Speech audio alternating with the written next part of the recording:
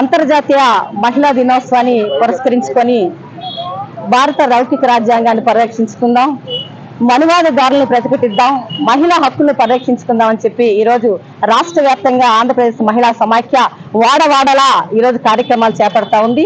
1910 Denmark రాజధాని కోపెన్హెగన్ లో పుట్టు పరిశ్రమలో పనిచేస్తున్నటువంటి వేలాది మంది మహిళలు 8 గంటల పనిదినం కోసం, వేతనాల పెంపు కోసం, ఉద్యోగ భద్రత కోసం, ఓటు హక్కు కోసం క్లారా జెట్కిన్ నాయకత్వంలో కొన్ని ఏళ్ల తరబడి ఒక దీర్ఘకాలిక పోరాటం చేసి సాధించుకున్నటువంటి మహిళా హక్కుల పోరాట దినంగా మార్చి 8 అంతర్జాతీయ మహిళా దినోత్సవం జరుపుకుంటున్న ఈ సందర్భంలో కొన్ని రాజకీయ పక్షాలు అసలు మహిళల శ్రమ అంటే ఏమో తెలియక ఒక ఈవెంట్ గా చిత్రీకరించడం అనేది చాలా దుర్మార్గమైన చర్యగా మేము భావిస్తున్నాం.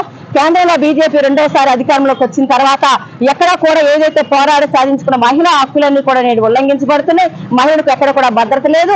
రక్షణ కోసం పోరాడి చేసుకున్న చట్టాలన్నీ కూడా ఈ రోజు సక్రంగా అమలుకు పరచడం లేకపోవడం వల్ల హింసకు గురవుతున్న పరిస్థితి మనం చూస్తున్నటువంటి నేపథ్యం. దానికి ఉదాహరణ ఒక అత్రాస ఘటన కానివ్వండి, ఉన్నావా ఘటన కానివ్వండి, లేకపోతే బిల్కిస్ బాను కానివ్వండి, మొన్న మొత్తం సభ్య సమాజం దేశ వ్యాప్తంగా అందరూ కూడా ప్రపంచ వ్యాప్తంగా కళ్ళడిల్లేటువంటి మణిపూరి ఘటన 2 మహిళలు నగ్నంగా ఊరేగిస్తున్నప్పుడు ఎటువంటి చర్యలు లేకున్నటువంటి ప్రధానమంత్రి రోజు మహిళపై జరుగుతున్నటువంటి అత్యాచారాలు కానీ దాడులు కానీ ఎక్కడ కూడా మాట్లాడి స్పందించడానికి ఈ వైఖరిని మనవి రాజకీయాలన్నీ కూడా ఆంధ్రప్రదేశ్ మహిళా సమైక్య వ్యతిరేకిస్తున్నా. మీకు చిత్తశుద్ధి ఉన్నట్లయితే ఏవైతే మేము పోరాడి సాధించుకున్నామో ఆ చట్టాలన్నీ కూడా పటిష్టంగా అమలుపరచండి. ఇలా మన రాష్ట్రానికి వచ్చినట్లయితే జగన్మోహన్ రెడ్డి గారు ఎన్నికల ముందు ప్రచారం చేశారు, నేను అధికారంలోకి వచ్చిన తర్వాత దశల వారి మద్యపాన్ని నిషేధిస్తామని చెప్పి. తీరా గద్దెనెక్కిన తర్వాత ఆయన మద్యపాన్ని నిషేధించకపోగా మరిన్ని సొంతంగా షాపులు పెట్టుకొని సొంత బ్రాండ్లు పెట్టుకొని కల్తీ మద్యాన్ని విక్రిస్తూ అనేక మంది రోడ్డును పడ్డానికి కారకులయ్యారు. కాబట్టి మేము ఒకటే తెలియజేస్తున్నాం, ఈ ఎన్నికల్లో ఎవరైతే పోటీ చేస్తారో ప్రతి రాజకీయ పార్టీ కూడా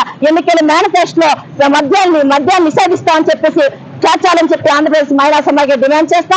మరోవైపు పోరాడి సాధించినటువంటి చట్టసభలో 33% రిజర్వేషన్ కల్పించాలని ఎన్నో ఏళ్ళగా పోరాటం చేస్తే ఆఖరికి ఎట్టకేలకి దాన్ని ఆమోదించారు. కానీ అమలు చేయడం ఇంకా బీజేపీ ప్రభుత్వం మేనమేసాలు లెక్కిస్తుంది. కాబట్టి ఈ 24 ఎన్నికల్లో చట్టసభలో మహిళలకు 33% రిజర్వేషన్ అమలు చేయాలని చెప్పేసి డిమాండ్ చేస్తా ఉన్నాం.